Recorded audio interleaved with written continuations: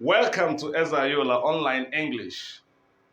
In today's tutorial, we are looking at some aspects of the verb forms, specifically as it concerns the mood.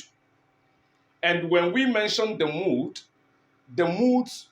in English verbs actually tells us the manner in which actions are done. That is talking about manner in which various actions are established. Of course, you know that mood actually deals with situation of the minds in expressions that are made that depict the various forms of the mood as it concerns the verb, the English verbs. You notice normally, should I say, a feeling or what possesses the mindset of a particular individual each time he or she makes an expression. All right, talking about the mood, we need to talk about the different aspects of the moods as it is connected with the English verbs. We have about 3 different moods. The first one we are going to discuss is the one we call the indicative mood. The indicative mood. We have the indicative mood form of the verbs. We have number 2, the imperative moods, and we equally have number 3, the subjunctive mood. Subjunctive mood. Now, these various forms of the mood connected with the English verbs. Number 1, like I said, indicative mood. We have the imperative and we have the subjunctive. Now we begin with the first one, the indicative mood. In the indicative mood, what do we mean? What are we talking about? What does a learner of English language needs to know? Now, when we talk about the indicative mood, it is actually used to make expressions like statements or asking questions. For example, let's look at the indicative mood. Indicative mood. Now, how do we look at it? How do we picture the indicative mood form of the verbs or form of expressions? Like I said, it is used to make statements or to ask questions. Example, one could say, he is a good man. He is a good man. You see this? An expression like this is an example of a statement in English. And this statement is made in the indicative mood. He is a good man. All right? We could also say, Olu can dance. Olu can dance. Olu can dance. Or rather, we could also say, Chioma can sing. Now, if you look at these 3 different expressions as we have them on the board, under the indicative mood, the first one says, he is a good man. That's his statement. Like I said, the indicative mood form of the verbs is used to do what? To make statements or to ask questions.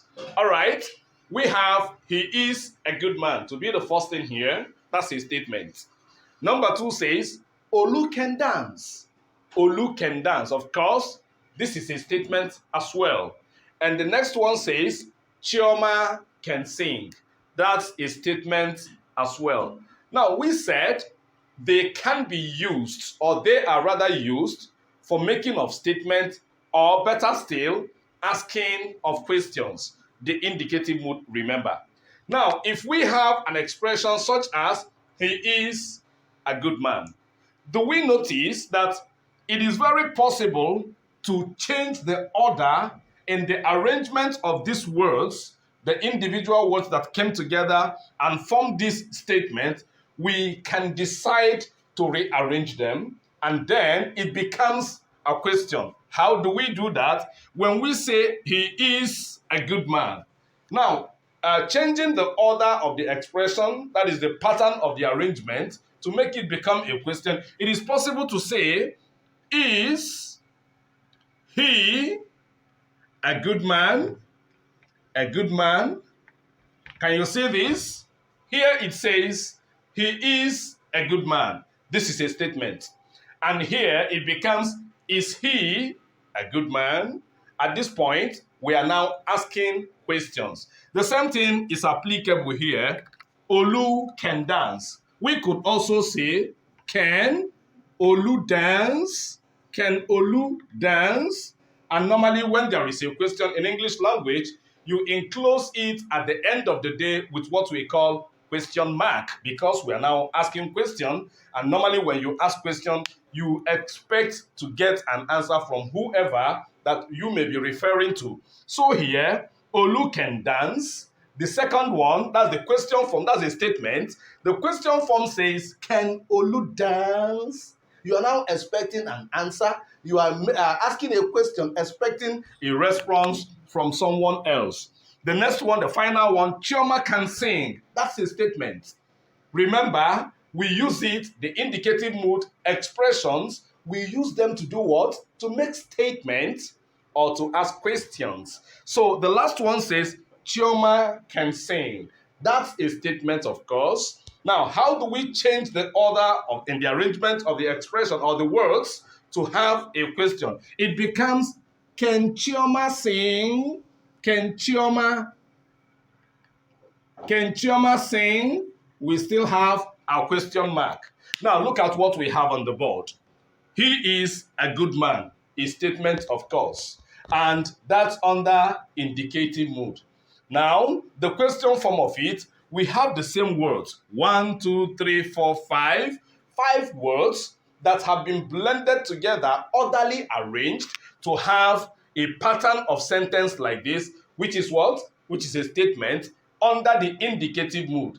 The same 5 words, we had to rearrange them and then change their form to become a question. That's why we have 1, 2, 3, 4, 5, the same 5 words that we are blended together here to form a statement. We've changed their order to become a question. And that's why we have, is he a good man? That's a question here. Now, but the point is, whether a statement or a question, they are all under the indicative mood. That's the same thing we have in number 2. Olu can dance. Can Olu dance? Have you seen it? We equally have Chioma can sing. Can Chioma sing? This is a question. Here we have them as statements. What do we need to learn? Under the indicative mood form of expression, which is under the verb, they are connected with the verb, of course. We use them, like I said, to do what?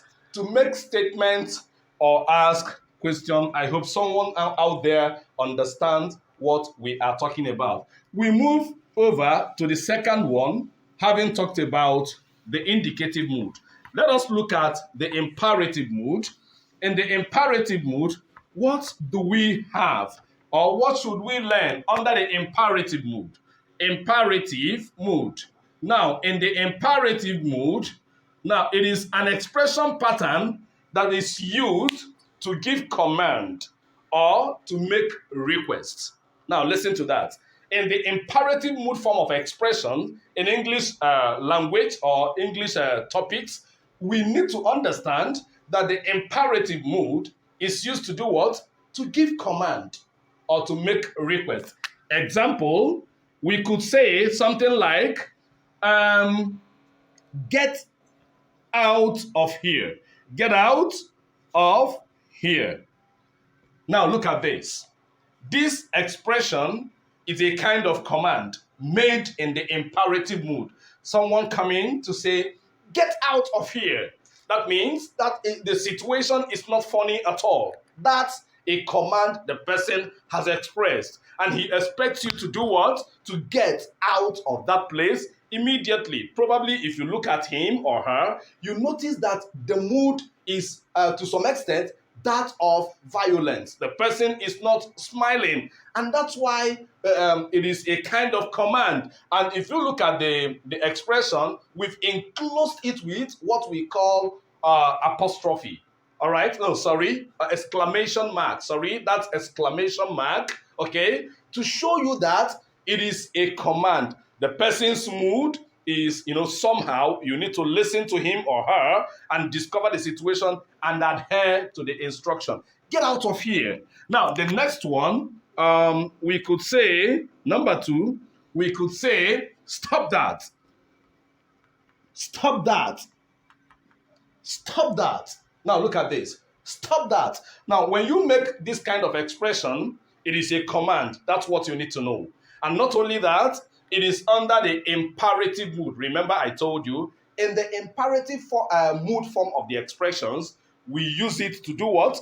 To make command or make request. That is to issue order, to issue a command or to make request. Now, we've seen get out of here, and we've seen stop that. All right? Now, the next one, we could also say something like pick it up. Pick it up. Now, this is equally a command. And when you come around and something is happening, you notice that there is something on the ground, probably something that is very precious, and you look at a child that is there, and then the child probably is a kind of a reluctant. He doesn't want to know about the fact that something that is very precious is there on the ground. You could frown and then shout at the child, pick it up, pick it up, come on, pick it up. No, now this kind of expression is always in the imperative mood. Now we talked about giving command or making request. Now in the request aspect, we use it to give command, like I said, or to make request. Someone could say, please give me assistance. Now look at this.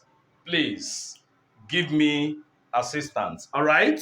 Now this is a kind of request. You are demanding for request. And now if you look at the mood of the person is a kind of making a plea.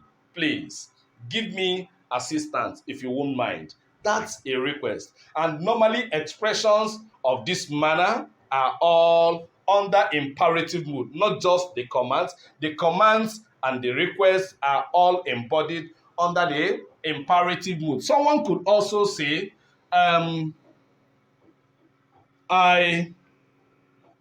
would you mind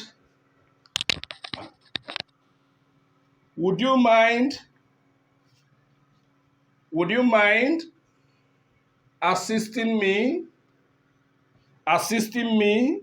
please? Would you mind assisting me, please? Now look at this way. Please give me assistance. That's a way of asking for assistance. Another way of demanding for assistance in a request form, look at it. Would you mind giving me an assistant? Or would you mind assisting me, please? You're making a request. Are you there? Yes. Now, the imperative mood, what do we need to learn? We use it to give command and to make requests. And you've seen the examples of command. You've also seen the examples of request. Very, very important. We now proceed as we talk about the final one, which is the subjunctive mood. We've mentioned the indicative mood, and we've given examples under the indicative mood. We've also talked about the imperative mood, which we are done with right now. We are now looking finally at the imperative mood, the subjunctive. Under the subjunctive, how do we look at it? What do we need to know about the subjunctive mood? Now, the subjunctive mood is used for expressions that show wishes or prayers. All right? Wishes or prayers. Now, example of such expression, if I were a lady, I would love to marry a rich man. Now look at this. This is a statement made in the subjunctive mood. If I were a lady, of course, I am not a lady. Look at me. I'm a man. You see? All right. But here, I'm now in the mood of wish. I am wishing for something that I would have loved to happen if something would have been possible. But that thing is not in place right now. It is not possible, of course, because I am already a man. But the expression says, if I were a lady, I would love to marry a rich man. That's a wish. And this kind of expression is made under the subjunctive mood. Somebody could also say, um, sorry, look at it. If I were a lady, please, I omitted the F. If I had a pair of wings, a pair of wings, all right, I would fly.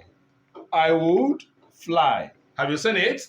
Now, something like this is equally a wish, wishful thought. All right?